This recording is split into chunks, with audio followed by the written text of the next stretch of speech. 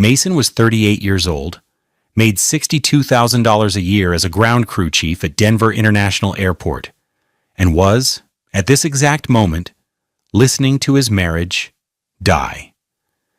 It wasn't a loud, crashing death.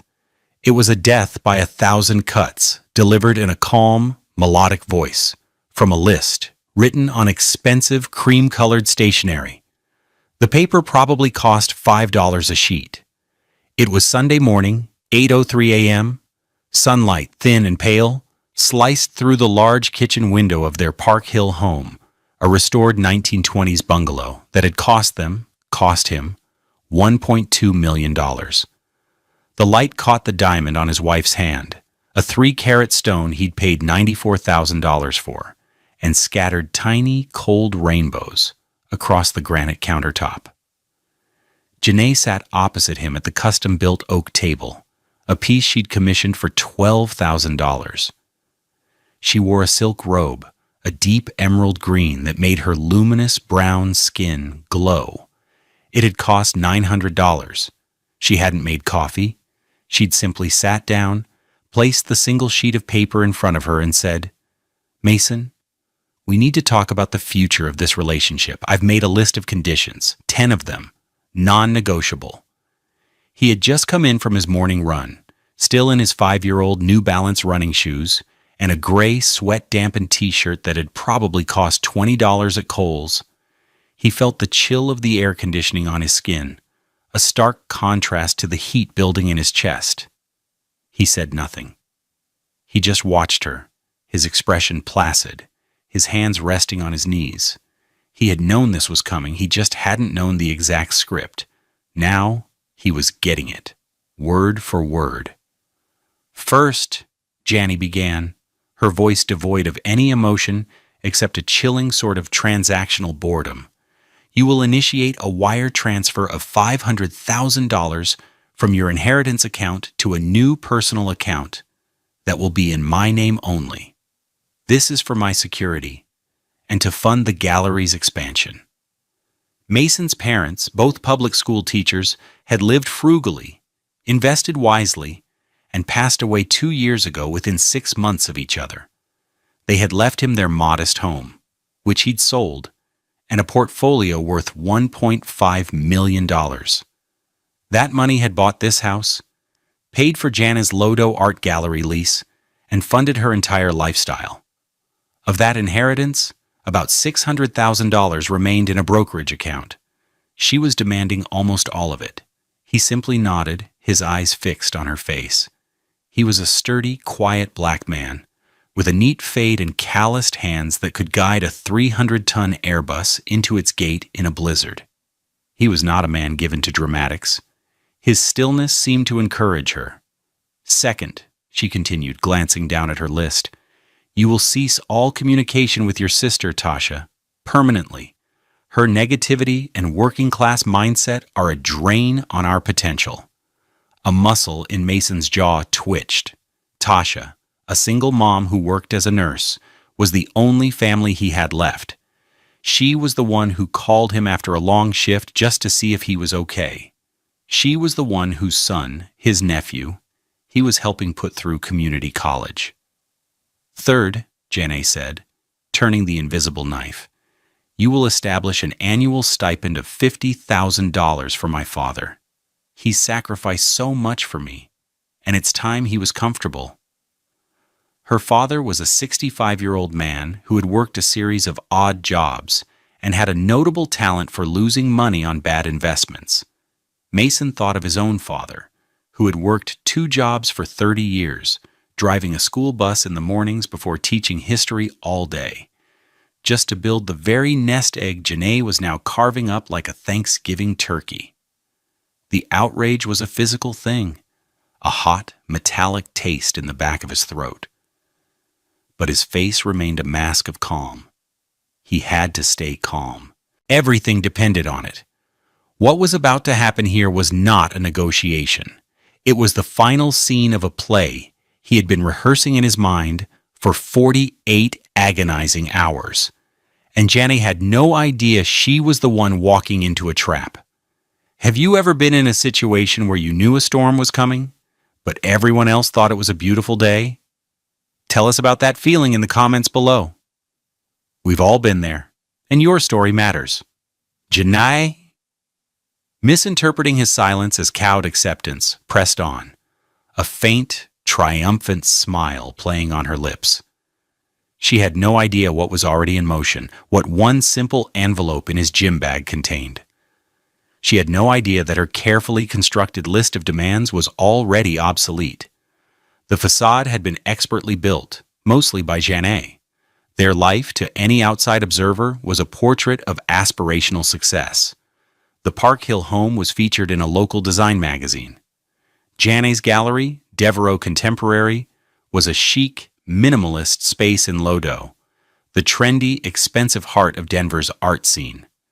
She hosted openings with $15 glasses of Prosecco and tiny, unidentifiable appetizers on black slate trays.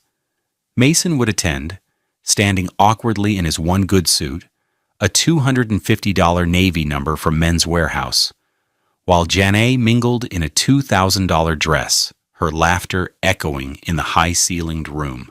She referred to his job as Mason's little hobby at the airport. She never said it with overt malice, but with a dismissive wave of her hand, as if he were a child who collected stamps. "Oh, he just loves the big planes," she'd say to her friends, a circle of women who measured worth in European car brands and the square footage of their vacation homes in Aspen. Their domestic life was a series of carefully curated scenes. On Saturdays, Janai would go to the Cherry Creek Farmers Market and spend $200 on organic vegetables and artisanal cheeses. She'd arrange them in a rustic wooden bowl on the counter for an Instagram photo, hashtagged Simple Living. By Tuesday, the $50 bunch of kale would be wilted in the crisper, and she'd order $120 worth of sushi from Uchi. Mason's life was one of concrete realities. His day started at 4:30 a.m. His work boots were Red Wings, Model 2412, waterproof and steel-toed, costing $280 and worth every cent when you were on the tarmac in a February ice storm. His lunch was packed in a 10-year-old Igloo cooler, a turkey sandwich, an apple, and a thermos of black coffee. The roar of a 777 engine spooling up was the soundtrack to his day, a sound he found deeply satisfying. It was the sound of order, power, and purpose. He remembered one evening, about a year ago, he'd come home, exhausted after a 12-hour shift dealing with de-icing fluid shortages and a backed-up departure schedule. He walked into the living room to find Janai and two of her friends admiring a new painting on the wall. It was a chaotic swirl of black and gray, about 6 feet tall. "Isn't it magnificent?" Janai had said, her eyes shining. "It's by a new artist from Berlin. It's called Urban Deconstruction." "What do you think, Mason?" One of her friends, a woman named Chloe, who wore a $4,000 Chanel jacket, had asked. Mason looked at the painting. It looked like a tire had exploded on a canvas. "How much was it?" he asked. It was his first thought, always. Janai's smile tightened. "It's not about the cost, Mason. It's an investment. It's about cultural currency." "How much?" he repeated, his voice quiet. $42,000, she said, the words clipped. $42,000? That was 2/3 of his annual salary. It was a down payment on a house for a normal person. It was more than his father had made in his first 3 years of teaching. He didn't say any of this. He just nodded, took off his worn Carhartt jacket, and went to the kitchen to find something to eat. The $200 organic vegetables were still in the fridge, untouched. He made himself a bowl of cereal. The silence from the living room was louder than any jet engine. The contrast was everywhere. Her car was an $80,000 BMW X3, leased for $900 a month. His was a 2018 Ford Ranger he'd bought used for $22,000. Its bed scratched from hauling lumber for his sister's new deck. Her closet was a climate-controlled walk-in filled with designer labels, Burberry, Gucci, Prada, an inventory that could probably fetch $100,000 on the real. His closet held his airport uniforms, a half-dozen flannel shirts, and jeans. He paid for it all. The mortgage, the utilities, the car lease, the gallery's $5,000 monthly rent, her $300 haircuts, the $1,000 a month credit card bills filled with charges from spas and boutiques. He did it because he had loved her, and because he believed in the promise he had made. He believed in the facade himself for a time. He thought her happiness would eventually become his own. He had no idea how wrong he was. The foundation of their life wasn't love or partnership. It was his inheritance, and the money was starting to run out. The cruelty began as small, careless remarks, but it escalated as the balance in his inheritance account dwindled. Janae's dismissiveness curdled into outright contempt. The outrage for Mason wasn't a single explosion.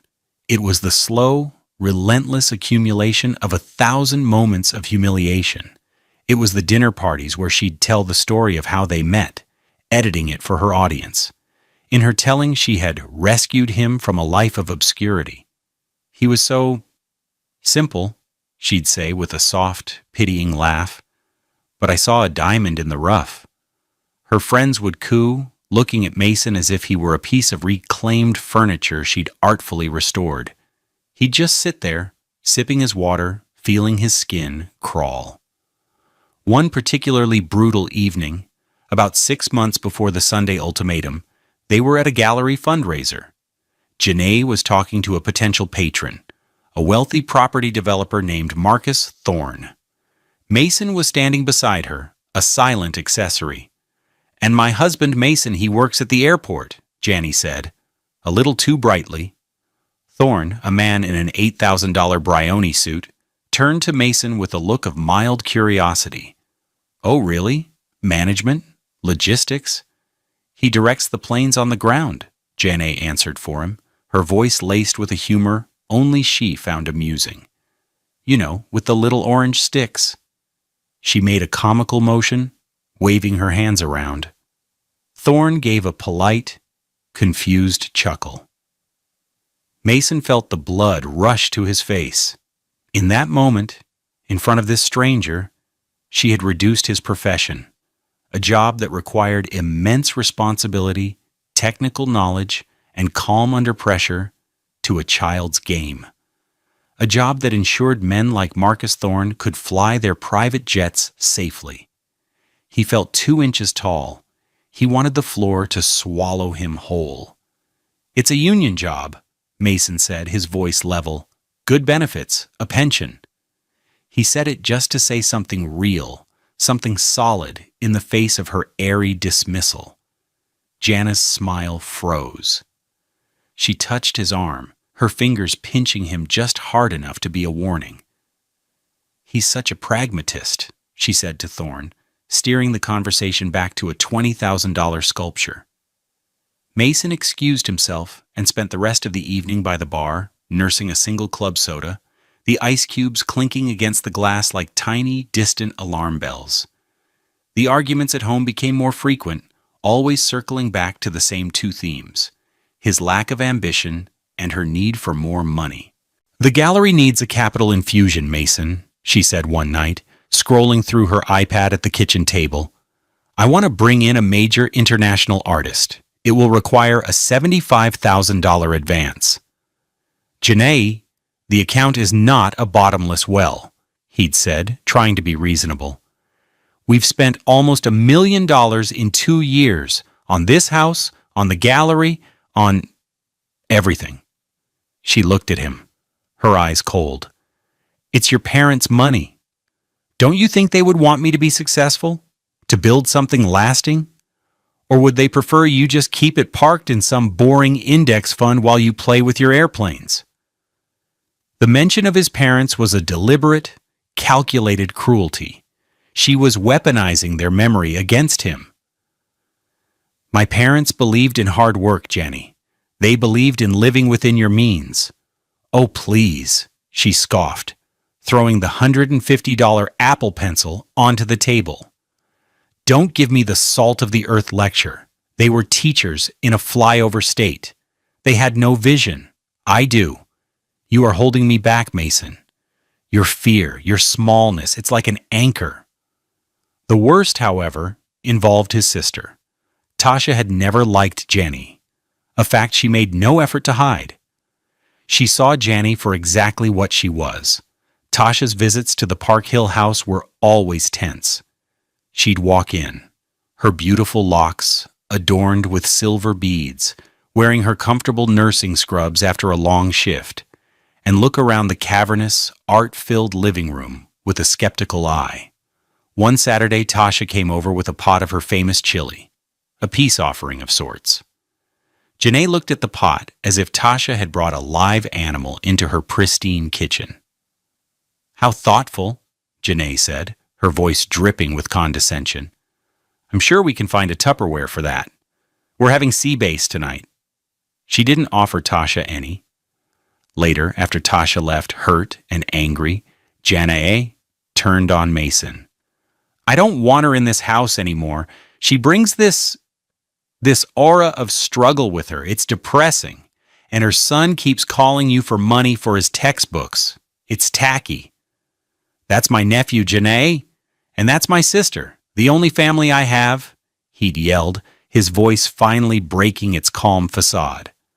"Family is a choice," she'd replied coolly, "and you need to choose the family that elevates you, not one that drags you down into their mediocrity."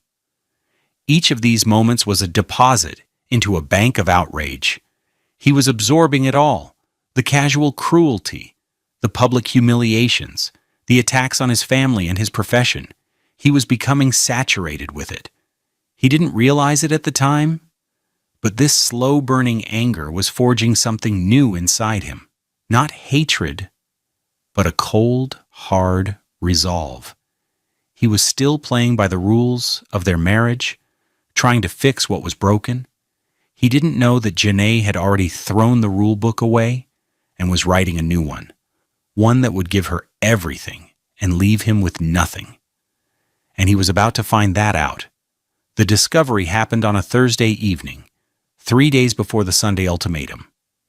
It was 7:15 p.m., and a soft, persistent rain was falling over Denver, slicking the streets and blurring the city lights. Mason had just gotten home. His shift had been extended by 2 hours due to weather delays, and he was bone-tired. The house was quiet. Janae's BMW was gone, so he assumed she was at a gallery event or out with friends. He dropped his keys, which cost a total of $3 to copy at a hardware store, into the ceramic bowl on the entryway table. A bowl Janae had bought in Santa Fe for $400. He walked past the $42,000 painting and into the kitchen. The silence of the big house feeling less like peace and more like emptiness. He opened the Sub-Zero refrigerator, a $7,000 appliance, and found it mostly empty, save for a bottle of champagne and a jar of olives. He closed the door and decided to take a hot shower before scrounging for food. Upstairs, he walked past Janae's home office. The door was slightly ajar. He heard her voice, low and conspiratorial, and paused. He hadn't realized she was home. He was about to call out to her when he heard his sister's name. "Tasha is the first thing that has to go," Janae was saying. "He's got this pathetic codependent bond with her. I need it severed. Completely." Mason froze, his hand hovering near the doorknob. His heart started to pound, a slow, heavy drumbeat against his ribs. The rain outside seemed to fade into a dull hum. "No, Alicia, he won't see it coming," Janny said, a smug confidence in her voice. He realized she was on the phone with her sister. "He thinks I'm just a little frustrated. He has no idea how serious this is. I've been playing the part of the supportive, if slightly stressed wife for weeks." A short, sharp laugh. "He's so predictable. He'll get emotional. He'll want to talk it through. He'll try to negotiate." Mason leaned closer, pressing his ear to the small gap in the door. He felt like a spy in his own home. Every word he heard was a nail being hammered into the coffin of his marriage. "I've got the list all drafted," Janny continued. "I had a consultation with that lawyer Dad recommended, the Shark. He said the key is to present it as a post-nuptial agreement to save the marriage. It's legally stronger that way. It's not a threat. It's a solution." A lawyer. She had already seen a lawyer. The coldness of it all was breathtaking. "Okay, so here's the plan," Janny said, and Mason could hear the rustle of paper. "Sunday morning. I'll lay it all out. The $500,000 transfer is first. That's the shock and awe. While he's reeling from that, I hit him with cutting off Tasha, the stipend for Dad, and changing his name to Devereaux. Changing his name, his father's name, the absurdity of it, the sheer arrogance, was almost too much to process. The lawyer said to be firm, unemotional, and present it as a done deal. He'll fold. He's weak, Alicia. He has no spine. He just wants to keep the peace. By the time he processes it all, he'll have already agreed to the first few points. And the momentum will be on my side. The key is the ambush. No warning. He'll be too stunned to fight back effectively." Mason slowly, silently, backed away from the door. He felt a strange, terrifying calm descend over him. The anger was still there, a white-hot coal in his chest, but it was now encased in ice. The rain streaked down the hallway window, the world outside a watery blur. In that moment, everything became clear. The insults, the humiliations, her contempt. It wasn't just poor character. It was a strategy, a long-term plan to isolate him, bleed him dry, and then discard him.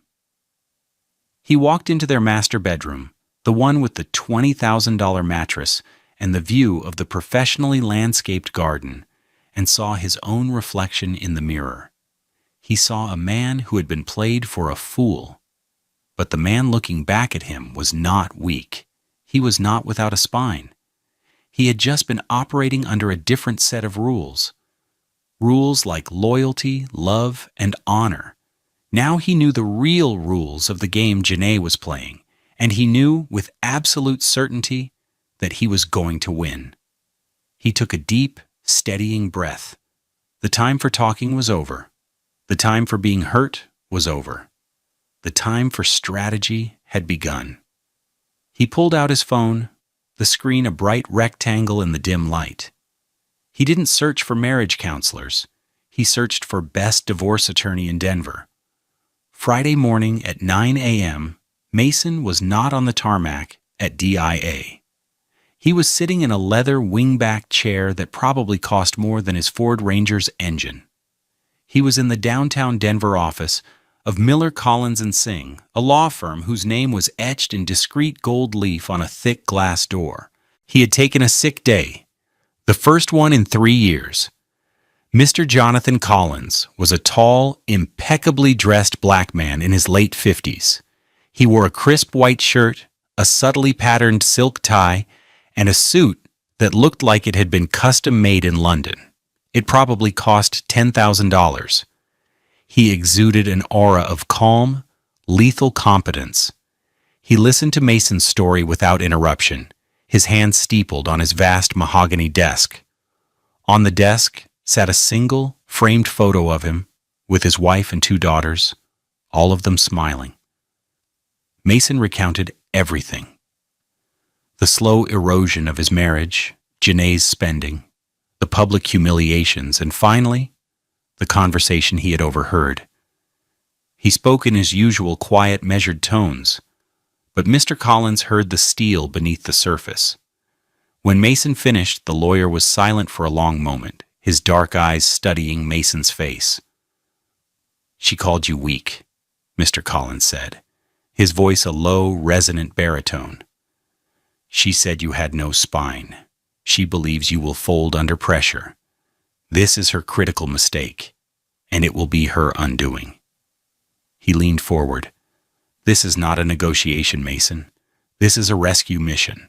We are rescuing your assets, your dignity, and your future from a predator. Your wife has declared war. Our job is to win it for you, decisively and legally, before she even knows the first shot has been fired. The validation in those words was like a balm on a raw wound. What do we do? Mason asked, his voice hoarse.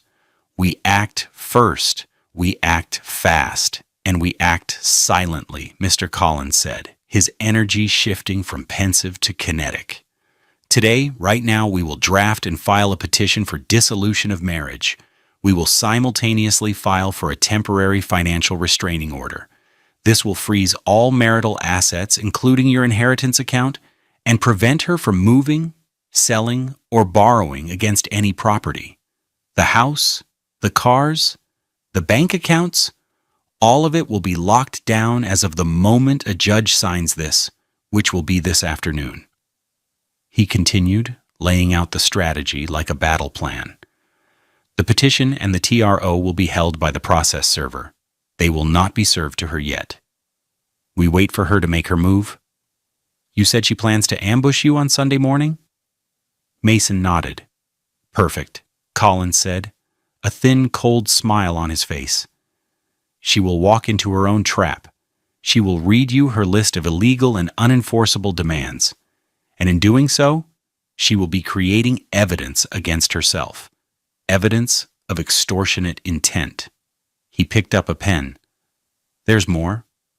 We will also issue a subpoena to her cell phone provider for all text message records between her and her sister, Alicia, for the past 90 days. Her little planning session? We're going to get a transcript of it. It will be Exhibit A in our filing, demonstrating bad faith and a conspiracy to commit financial fraud. Mason felt a wave of relief so profound it almost made him dizzy. He wasn't just fighting back. He was launching a preemptive strike based on pure, undeniable logic and law. What will this cost? Mason asked. My retainer is $15,000, Collins said without blinking. My hourly rate is $1,200. It will be the best money you have ever spent. We will file a motion for Janae to cover your legal fees, given her conduct. Okay, Mason said, pulling out the checkbook for his personal savings account, an account Janae knew nothing about, where he had been quietly stashing away a small portion of his salary for years. It held just over $20,000. He wrote the check for $15,000 and slid it across the desk. Mr. Collins nodded. My paralegal will get you started on the financial disclosures. Be meticulous. Every asset, every debt. We hide nothing. We are the party of transparency. Let her be the one with secrets. He stood up, extending a hand. Now you have one job, Mason. It's the hardest job of all. Go home, and for the next 48 hours, you act normal. You play the part of the loving, clueless husband. Let her believe she has you right where she wants you. Can you do that? Mason looked at the lawyer, the man who had just handed him back his power. He thought of Janae's smug laugh, of her calling him weak. Yes, Mason said, his voice steady and clear. I can do that. Playing dumb was the most excruciating performance of Mason's life. Every moment was a lie, layered with the heavy weight of what he knew. He left Mr. Collins's office and drove not home, but to his sister Tasha's small, tidy duplex in Aurora. He found her in the backyard, tending to her small vegetable garden. Her locks were tied up in a colorful scarf, and her hands were dark with rich soil. He told her everything. He watched her face shift from confusion to fury, to a fierce, protective love that made his throat tighten. That witch, Tasha breathed, wiping a smudge of dirt from her cheek. I knew it. I always knew it. What are you going to do? I did it already, he said, and he explained the plan. The petition, the freeze, the subpoena. Tasha's eyes widened. Then she threw her head back and laughed, a sound of pure, unadulterated joy. "Oh, Mason, that's my brother. You got the quiet gene, but you got the smart gene too. That's Dad in you. He never raised his voice, but he always won the argument." She pulled him into a fierce hug. "Okay, you go home. You be a ghost. Let her think she's in control. I won't call. I won't text. I'll wait for your signal." Leaving his sister's house, Mason felt fortified. He was not alone in this. He got home around 5 p.m. on Friday. Janae's BMW was in the driveway. The rain had stopped, leaving the air smelling clean and fresh. He walked in, and she was in the kitchen, arranging flowers, $300 worth of lilies and orchids, in a vase. She was humming. "Hey, baby," she said, turning to kiss him. Her kiss felt like a spider on his cheek. "Long day?" "Yeah, weather was a mess," he said, his voice a perfect imitation of his usual weary tone. "You have a good day?" "It was wonderful," she said, her eyes bright and shining. "I think I secured a new patron for the gallery. Big things are happening, Mason. Big things for us. Us." The word was a lie, and they both knew it. But for different reasons. She was using it as a lure. He was hearing it as a threat. The dramatic irony was a suffocating blanket. They ate dinner together. She had cooked, a rare occurrence. It was a salmon dish with asparagus. It was delicious. She was being the perfect wife. She asked about his day, feigning interest in ramp closures and baggage handler disputes. He answered in his usual monosyllabic way. "You seem tired," she said, reaching across the table to touch his hand. Her touch was electric, a jolt of revulsion he had to suppress. "Just a long week," he said. "Well, you should rest up this weekend," she said, her voice soft and suggestive. "I think we need to have a really important conversation on Sunday. About our future. About making things better." Foreshadowing. She thought she was being clever, setting the stage. He had to force himself not to flinch. "Okay," he said, nodding. "Sunday sounds good." Saturday was even worse. He spent the morning doing yard work, trimming the hedges and mowing the lawn of the $1.2 million house that was about to become a battleground. He felt like a groundskeeper on a volcano. Janae went out for what she called a spa day with Alicia. He knew she was having a final strategy session with her sister. He could picture them, sitting in plush robes at the Four Seasons spa, sipping cucumber water, finalizing the details of his destruction. The spa day would cost at least $1,000, charged to a credit card he paid. It would be one of the last charges she ever made on it. He ate lunch alone, a turkey sandwich just like the ones he ate at work. He sat at the $12,000 oak table in the cavernous, silent house and felt a profound sense of loneliness. For a moment, his resolve wavered. Was this the right path? The scorched earth approach? Then he thought of her words, overheard through the door. "He's weak. He has no spine." He thought of her plan to sever him from Tasha, his only family. He thought of her demanding he change his father's name. The ice reformed around his heart. This wasn't revenge. This was survival. That evening, she came home glowing, relaxed, and affectionate. She suggested they watch a movie. They sat on the $6,000 custom sofa in the media room. She curled up against him, resting her head on his shoulder. He felt his entire body go rigid. He forced himself to relax, to put his arm around her. He smelled her perfume, a scent that cost $400 a bottle.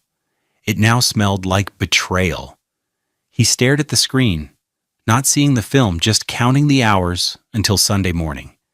Every tick of the clock was a countdown to detonation. Sunday morning, 8 a.m. The air in the kitchen was thick with unspoken intentions. The sun was brighter today, harsher. It fell across the oak table, illuminating the single sheet of cream-colored stationery like a sacred text. Mason sat in his running clothes, a deliberate choice. He wanted to look like the man she underestimated, the simple man who worked with his hands. In his gym bag, leaning against his chair, was a single plain manila envelope. It felt as heavy as a bomb. Janae, in her $900 emerald silk robe, took a delicate sip of water from a crystal glass. She cleared her throat. The performance was beginning. As I said, Mason, I've given this a lot of thought. This isn't an attack. This is a roadmap to a better, more successful life for both of us. It requires some significant adjustments from you. Mason met her gaze. He kept his face neutral, a blank canvas for her to project her assumptions onto. I'm listening, he said. His voice was quiet. First, she began, her eyes on the list, the $500,000 wire transfer to my personal account. This needs to happen by noon tomorrow. Second, she continued, not waiting for a response, you will cease all communication with your sister, Tasha. I've already explained my reasons.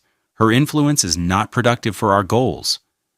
Third, the $50,000 annual stipend for my father, paid quarterly, beginning next month. Fourth, she said, and here her eyes lifted to meet his, a flicker of challenge in them. We will be changing your surname.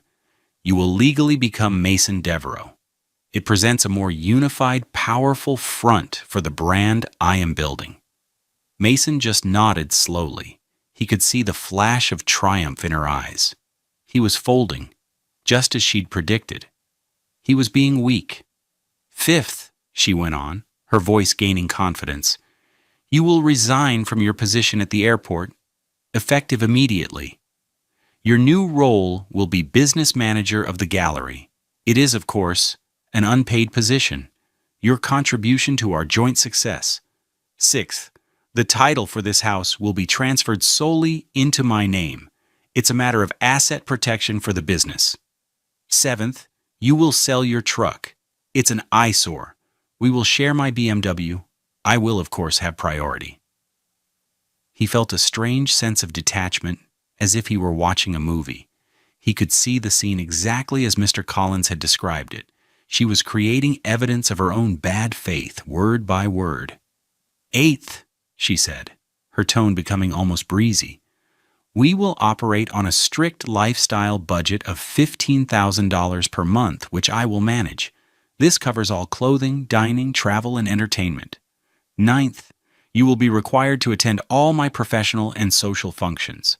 I will provide you with a list of approved conversation topics. Your wardrobe for these events will be subject to my approval. She paused, saving the most humiliating for last. And finally, 10th, you will post a public statement on your social media accounts. I have the text right here. She slid a second piece of paper across the table. He didn't look at it. He knew it would be some garbage about his past lack of vision and his newfound commitment to supporting Jana's artistic empire. She finished. She leaned back in her chair, a serene, queenly smile on her face. The trap had been set and sprung. She had laid out her terms. Now she waited for his surrender, for the negotiations to begin on the small points, the core demands already established in her mind. So, she said, her voice soft and magnanimous, do you have any questions? Mason was silent for a long, heavy moment. He looked at her, at the beautiful, expensive facade. He looked at the list of demands on the $5 paper. He thought of his parents, his sister, his job, his name. Everything she was trying to strip away from him. He did not raise his voice. He did not argue. He did not plead. He simply reached down into his gym bag and pulled out the plain manila envelope. He placed it on the table and slid it across the polished oak surface. It stopped directly in front of her. I have no questions, he said, his voice calm and even. But I believe this document answers yours. Janae stared at the envelope, a flicker of confusion crossing her face. This wasn't in her script. She picked it up. It was surprisingly thick. Her perfectly manicured fingers, the nails painted a deep crimson, fumbled with the flap. She pulled out the contents. The first page had the seal of the District Court of Denver. At the top, in bold letters, it read, "Petition for dissolution of marriage." Her face went white. The color drained from her cheeks, leaving her luminous skin looking dull and waxy. Her mouth fell open slightly. What is this?" she whispered, her voice a dry rasp. "It's a divorce petition," Mason said, his voice still quiet, still calm. "I filed it on Friday morning." Her eyes darted from the paper to his face and back again, disbelief warring with panic. She frantically shuffled to the next document, temporary financial restraining order. She scanned the legalese, her eyes widening in horror as she understood the words, all assets frozen. No transfers, no sales, no new debts. Her plan, her $500,000 transfer, her entire strategy was not just denied, it was dead. The accounts were already locked. "You can't," she stammered, her voice trembling. "How could you—" "Keep reading," Mason said. Her trembling hands went to the last, thickest part of the packet. It was a series of pages, stapled together. The header read, Exhibit A.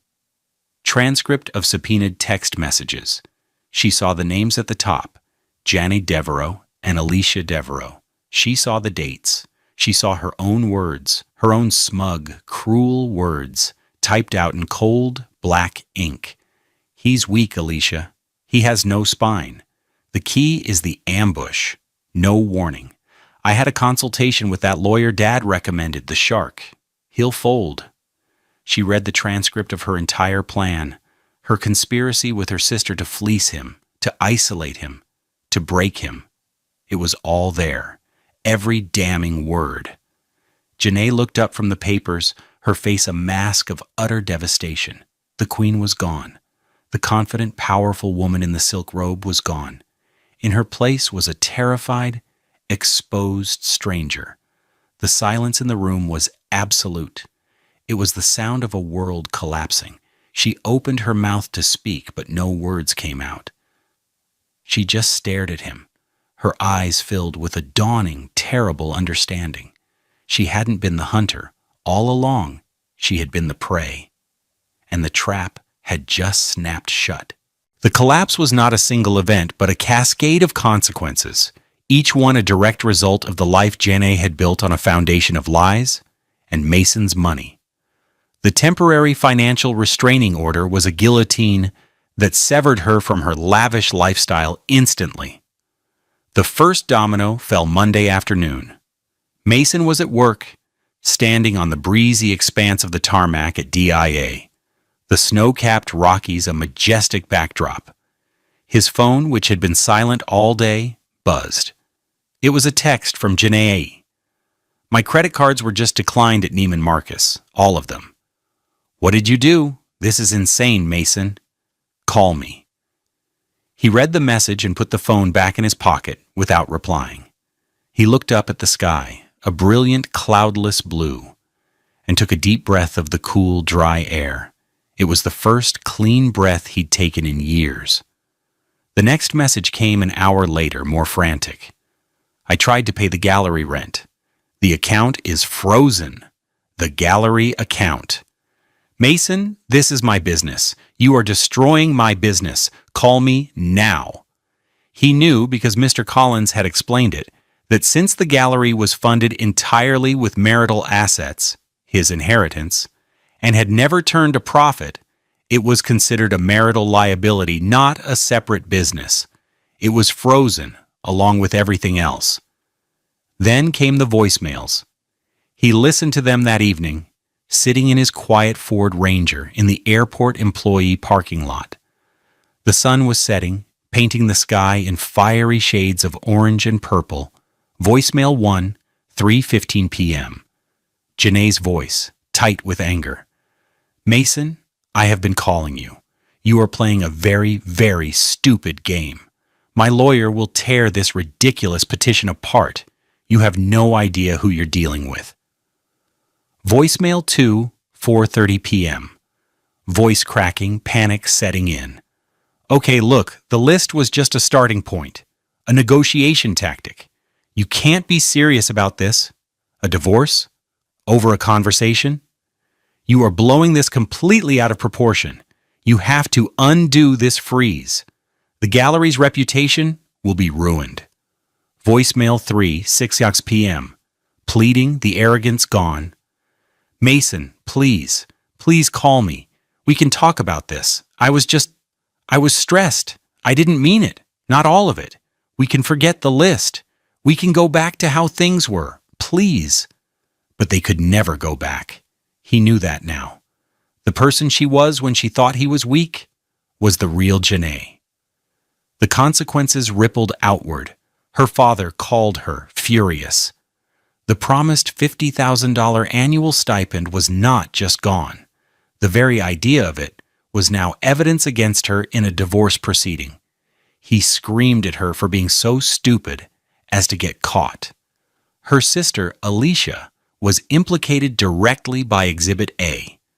Her own husband, a partner at a conservative accounting firm, was horrified that her name was attached to a legal document describing a conspiracy to commit financial fraud. The fallout in her own marriage was immediate and severe.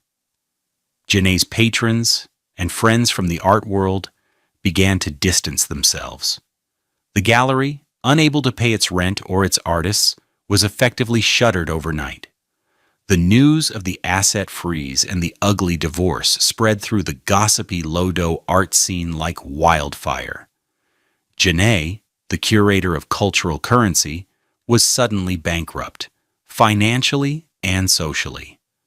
The $42,000 urban deconstruction painting hanging in a house she could no longer access freely became a monument to her hubris. Within a week, she was forced to move out of the Park Hill house. She went to stay with her sister, a temporary and tense arrangement. The $80,000 BMW X3, being a marital asset under lease, was returned to the dealership by order of the court to stem the financial bleeding. Janae, the woman who found Mason's Ford Ranger to be an eyesore, was suddenly without a car. The legal process was swift and brutal. With the evidence of her extortionate demands and the premeditated ambush, she had no leverage. Mr. Collins was, as promised, a shark. He argued that Janae had engaged in a pattern of economic dissipation, wasting marital assets on a lifestyle and a vanity business they could not afford. The final settlement was devastating for her. The court awarded Mason the Park Hill house, recognizing it was purchased almost entirely with his separate, inherited property. He was ordered to buy out her small share of the equity, a sum of about $50,000, a far cry from the $500,000 she had demanded.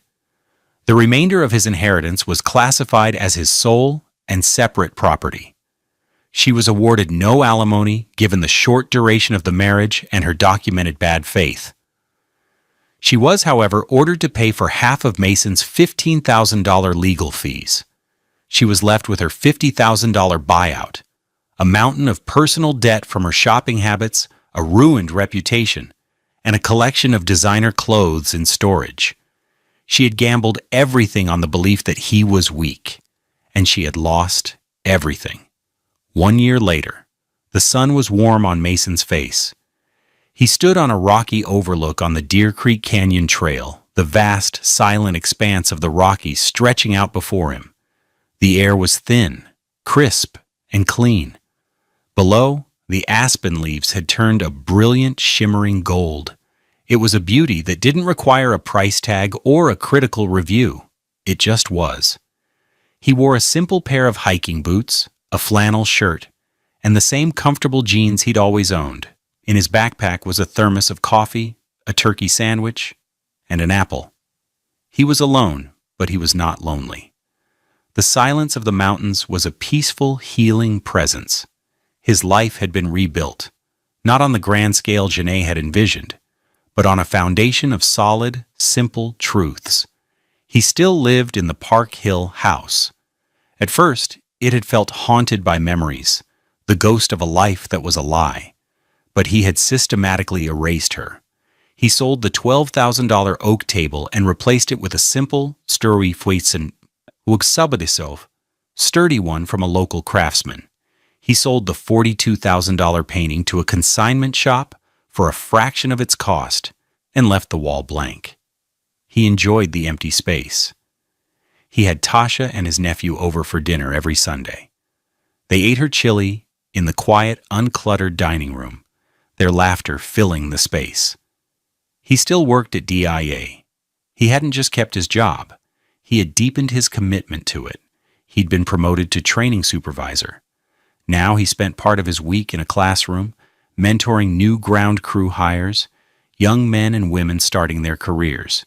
He taught them the technical specifications of a 737 MAX, the proper hand signals for pushback, the importance of situational awareness on an active tarmac.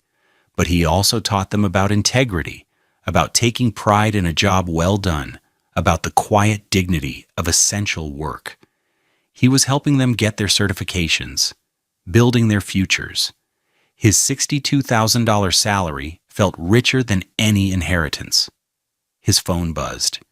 It was a text from Tasha, a picture of his nephew standing in front of a classroom at Red Rocks Community College, holding up a certificate for completing his EMT training. He passed, thanks to his favorite uncle. Mason smiled, a genuine, easy smile that reached his eyes. This was his legacy. Not a gallery, not a brand. A nephew who would save lives. A sister who was his rock. A job that mattered. As for Janny, he heard through the grapevine that she had moved to California. She was working as a personal shopper at a high-end department store in Beverly Hills, using her knowledge of luxury brands to earn a commission. She was living in a small rented apartment. He felt nothing hearing this. No anger, no satisfaction. Just a profound sense of distance. She was a character in a story from another lifetime. He took a sip of his coffee. It was strong and black, just how he liked it. He looked out at the mountains, at the endless blue sky. He had learned the hardest lesson of all, that some people see love as a partnership and others see it as an acquisition. They will assess your value, your assets, your potential, and if they decide you are a good investment, they will try to acquire you. But when the assets run dry, so does the affection. True wealth isn't in a brokerage account or on a gallery wall. It's in the peace you feel when you wake up in the morning. It's in the love of a family that values you for who you are, not what you have. It's in the quiet satisfaction of a hard day's work and the freedom to walk your own path, under your own name. He had been stripped of his pride, but in the end, he had found something far more valuable: himself. The silence she had left in her wake had become his sanctuary. What does true wealth mean to you? Is it found in a bank account or somewhere else entirely? Share your thoughts in the comments. Your story and your wisdom are part of this community, and we can all learn from each other.